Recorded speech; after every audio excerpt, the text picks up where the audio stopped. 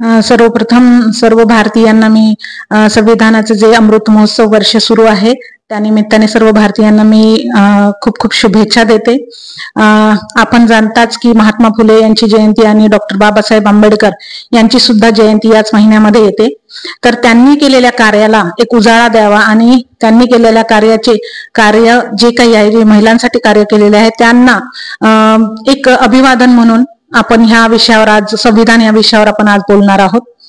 तर आपण सर्व जाणताच की भारतामध्ये स्त्रियांची जी स्थिती होती सुरुवातीची ती अतिशय शोषण होत असे. त्या व्यवस्थेमध्ये स्त्रीला अधिकार नव्हते, स्वातंत्र्य नव्हतं, तिचं मत स्वातंत्र्य विचारात घेतल्या जात नव्हतं, तिला संपत्तीचाच अधिकार नव्हता, तिला कुठल्याही प्रकारचा अधिकार नव्हता. इव्हन तिला एक उपभोग्य वस्तू म्हणून किंवा फक्तच एक चूल आणि मूल यापर्यंतच मर्यादित करण्यात आलेलं होतं.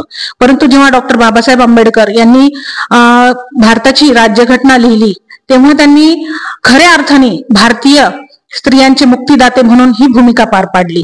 त्यासोबतच त्यांना एक वारसा होता महात्मा फुलेंचा, राजश्री शाहू महाराजांचा. त्यामुळे त्यांनी हे कार्य पुढे नेण्यासाठी आणि भारताची जी परिस्थिती होती एकंदरीतच त्या परिस्थितीत जे काही स्त्रियांना दुःख वेदना जी काही त्यांची अवहेलना होत असे त्या अवहेलनेतून त्यांना मुक्त करण्यासाठी बाबासाहेब आंबेडकरांनी खरं म्हणजे खूप मोठं योगदान दिलं आहे भारतीय महिलांसाठी. तर त्यात बाबासाहेबांनी म्हणजे एकूणच संविधानामध्ये बाबासाहेबांनी जे काही अधिकार दिले त्यात आपल्याला असं म्हणता येईल की भारतीय स्त्रियांसाठी जे अधिकार आणि हक्क बाबासाहेबांनी दिले ती एक प्रकारची स्त्रियांसाठी कवच कुंडले होती.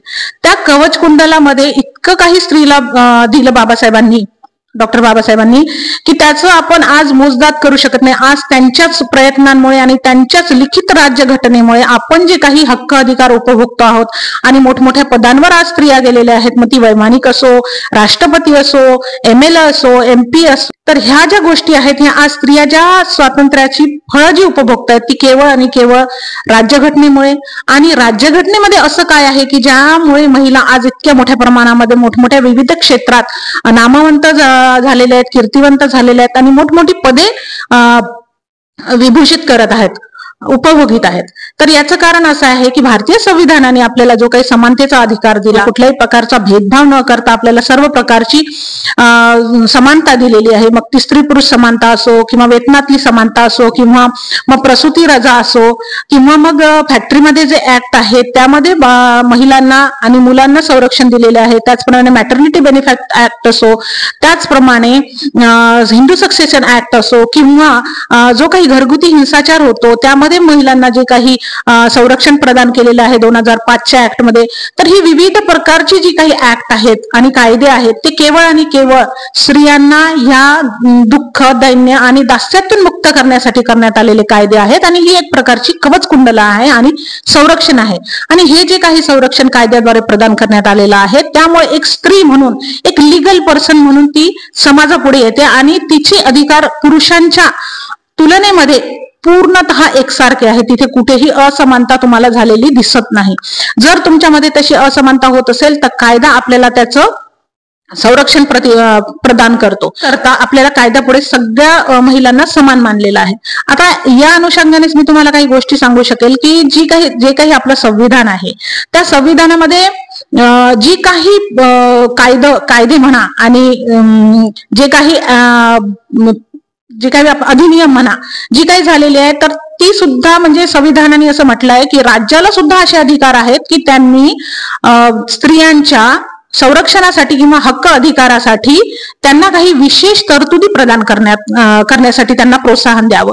म्हणजे ज्या अनुषंगाने आपल्याला असं म्हणता येईल की बाबा राज्य महिला आयोग असो किंवा राष्ट्रीय महिला आयोग असो हे सुद्धा स्थापन करण्यात आलेले आहे संविधानाच्या अंतर्गत, जेणेकरून स्त्रियांना विशेष अधिकार मिळावेत, त्यांच्या हक्क अधिकारांचे संरक्षण व्हावे, त्याचप्रमाणे त्यांना मौलिक अधिकार प्रदान करून त्यांना समानतेचा एक अधिकार मिळावा, जेणेकरून त्या मनुवादी जी व्यवस्था होती आधी त्याच्यातून आपण मुक्त होऊ शकू आणि एक स्वतंत्र व्यक्ती म्हणून आपल्याला जगता येईल. तर ही काही जी ध्येय धोरणं ठरवली होती त्याच्या मागे जे काही पार्श्वभूमी होती ती बाबासाहेबांनी पूर्णपणे अभ्यासलेली होती. एक भारतीय भारतीय समाज व्यवस्था जी होती ती बाबासाहेबांनी पूर्णपणे अभ्यासलेली होती आणि त्यांना माहित होतं की जो लोकसंख्येचा 50% वाटा आहे, जो काही एक महिलांचा वाटा आहे 50% या लोकसंख्येमध्ये, तो लोकसंख्येचा वाटा कुठेतरी कमी राहू नये, तो कुठेतरी पुरुषांच्या बरोबरीने यावा म्हणून घटनादत्त अधिकार काही प्रदान करण्यात आलेले आहेत. तर त्यामध्ये शोषणाविरुद्धचा अधिकार असो, समानतेचा अधिकार असो, प्रॉपर्टीचा अधिकार असो, समान वेतन असो, ही काही मूलभूत असे आपल्याला अधिकार दिलेले आहेत. तर या अधिकाराच्या अनुषंगाने आपण काही आपल्यावर जर अन्याय अत्याचार होत असतील तर त्यात आपण कोर्टामध्ये दाद सुद्धा मागू शकतो. तर ह्या बेसिक गोष्टी आहेत ज्या की बाबासाहेबांनी आपल्याला घटनादत्त अधिकार आपल्याला प्रदान केलेले आहेत. त्याचप्रमाणे आज जर आपण विचार केला ह्या अनुषंगाने तर आपल्याला असं दिसतं की पूर्णपणे आपण जरी घटनेने आपल्याला इतके अधिकार दिलेले आहेत तरी आपण त्याची पूर्णपणे अंमलबजावणी करू शकलेलो नाही. कारण असं आहे की त्यामागे काही पुरुष सत्ताक व्यवस्था काही प्रमाणात कारणीभूत आहे आणि त्या पुरुष सत्ताक व्यवस्थेला अधिक प्रमाणात बळ देणारे काही घटक कार्यरत आहेत अजूनही. त्यामुळे मला असं म्हणता येईल की त्याची पूर्णतः अंमलबजावणी झालेली नाही आहे. अजूनही काही प्रमाणामध्ये जसं महिलांना आरक्षण मिळते आहे पंचायत राजमध्ये असो किंवा म्युन्सिपालिटीज मध्ये असो, ते पूर्णतः भरलं जात नाही. किंवा स्त्रियांचा संसदेतला जो 33% वाटा आहे तो पण अजूनपर्यंत काही प्रमाणामध्ये उच्चवर्णीय स्त्रियांनाच मिळालेला आहे. ही सुद्धा एक खेदाची बाब आहे. आणि काही प्रमाणात आपण बघतो की समाजामध्ये जर बलात्कार होत असतील, हुंडाबळी होत असतील किंवा घरगुती हिंसाचार होत असतील तर हे प्रामुख्याने निम्नवर्गीय जी आपली जात व्यवस्था आहे त्या व्यवस्थेमध्ये प्रकर्षाने जाणवतात.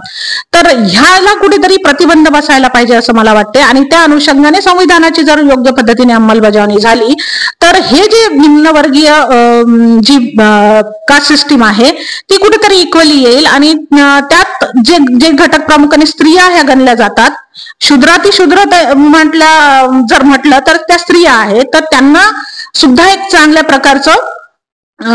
प्रकारे योग्य पद्धतीने वागणूक मिळेल जर संविधानाची योग्य पद्धतीने अंमलबजावणी झाली तर.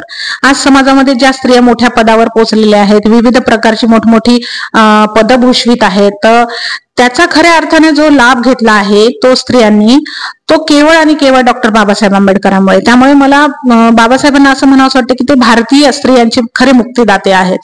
आणि याच अनुषंगाने असं म्हणावं वाटतं की जे काही स्त्रियांच्या बाबतीमध्ये आज काही प्रमाणामध्ये आपण बघतो की समानता आलेली आहे, मग ती विविध क्षेत्रातली पदं असोत किंवा सांस्कृतिक क्षेत्र असो किंवा राजकीय क्षेत्र असो किंवा शैक्षणिक क्षेत्र असो किंवा सामाजिक क्षेत्र असो, तर ह्याची केवळ आणि केवळ जी फळे चाखायला मिळतात ती केवळ आणि केवळ डॉक्टर बाबासाहेब आंबेडकरांमुळे. आणि त्यांनी जी राज्यघटना लिहिली ती स्त्रियांना एक चांगला मंच मिळावा, त्यांचा विकास व्हावा, त्यांची प्रगती व्हावी या दृष्टीने जे काही त्यांनी त्यात कायदे आणि ज्या काही ही कलम अंतर्भूत केलेल्या आहेत त्यामुळेच आज खऱ्या अर्थाने आमची प्रगती झालेली आहे असं मला ठामपणे इथे सांगावंसं वाटतं.